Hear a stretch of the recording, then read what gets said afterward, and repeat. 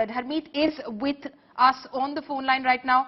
Harmeet, how is this news being received in Punjab? Because we do hear that a lot of people are protesting. There were protests, in fact, happening and sloganeering happening right behind the SSP Mansa as he was speaking with the media.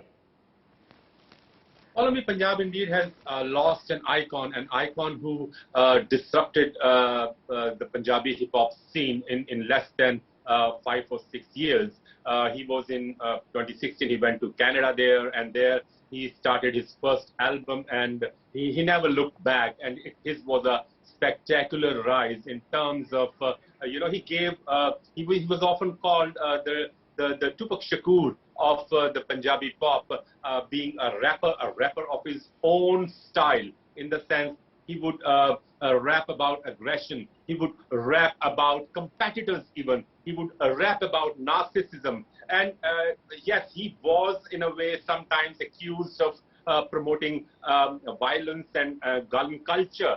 At the same time, his poetry and his videos were highly produced, and they were not of low standard, and he maintained that standard. And being an artist, he was pretty liberal with his words, but they were very crisp, they were very sharp, and of course the rap style, it changed the Punjab hip-hop scene forever. But he had a long way to go, but that long way to go was unfortunately cut short, and definitely Punjab is receiving this news pretty sadly, because it was something whose songs would play in every celebration. No celebration would be complete without a Moosewala song playing out there. Absolutely. No celebration, as you say, would be complete without a Moosewala song playing out there.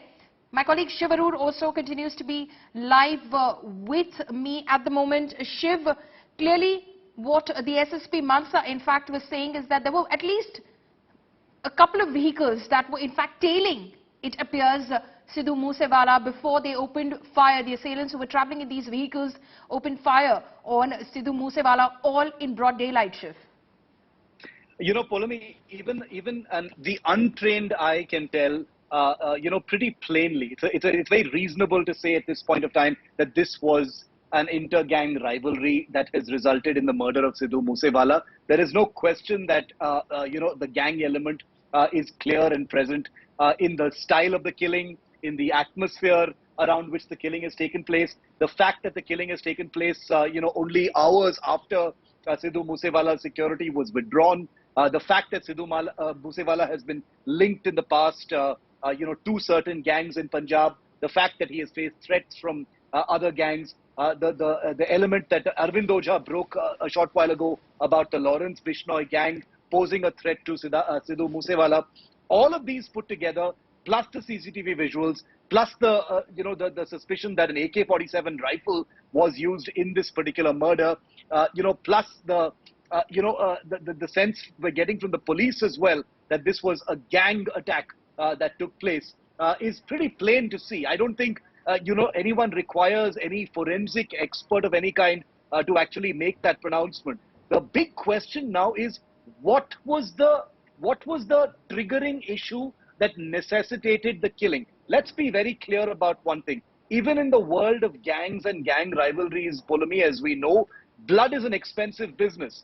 Gangs would much rather not have to, kill each other if they can conduct their business in a peaceful manner and make money and basically, transact their business that way. If they had to kill someone, and that to someone of the stature, popularity and celebrity level as Sidhu Moosewala, then it has to have been, for a reason that is clearly not apparent at this point of time. Because by, going out on a limb, making themselves visible and taking a shot at someone as high profile, someone as luminous and well-known and globally regarded as Sidhu Moosewala, whichever gang this is that has taken this hit, and there are lots of claims coming out of, certain gangs like the Lawrence Bishnoi gang and their cells abroad taking credit for this murder, it would suggest that there is obviously more to it than meets the eye. Now, what are those layers? What are those specific details that we are not getting just yet?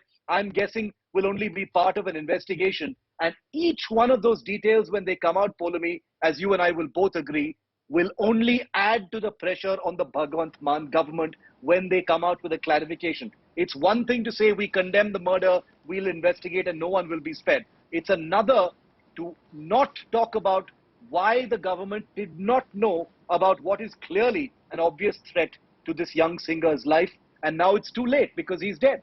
Absolutely. Today has accessed the CCTV images before the murder in Mansa district of Punjab. Harmeet, earlier when we were speaking to singer Mika Singh, he was in fact talking about past threats as well, threats that are seemingly common in Punjab against artists, gangster threats and incidents that have happened as well where artists have come under actual attack as well.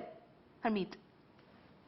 You see, Pallavi, it's a common knowledge that so far as these big singers are concerned, they do have their own, many of them do have their own private security. And as Mika mentioned that in 2018, singer Parmesh Verma was shot at. He was shot at in his knee and he survived that attack.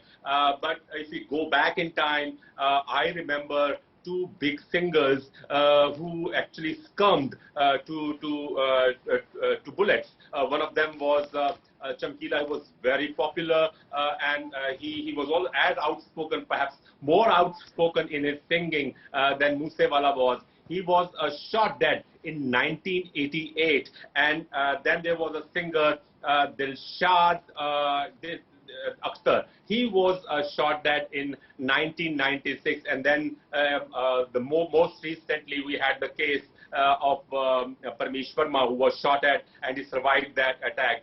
So this thing that singers and entertainers, you know, in Punjabi culture, we also have seen that most of these singers, which we see today, they were quite politically active as well, in terms of when you see them, the way they mobilize the farmers. Of almost all Punjabi singers, Moosewala included, they mobilize they lend their sportive voice to the farmer agitation. They were very open about it.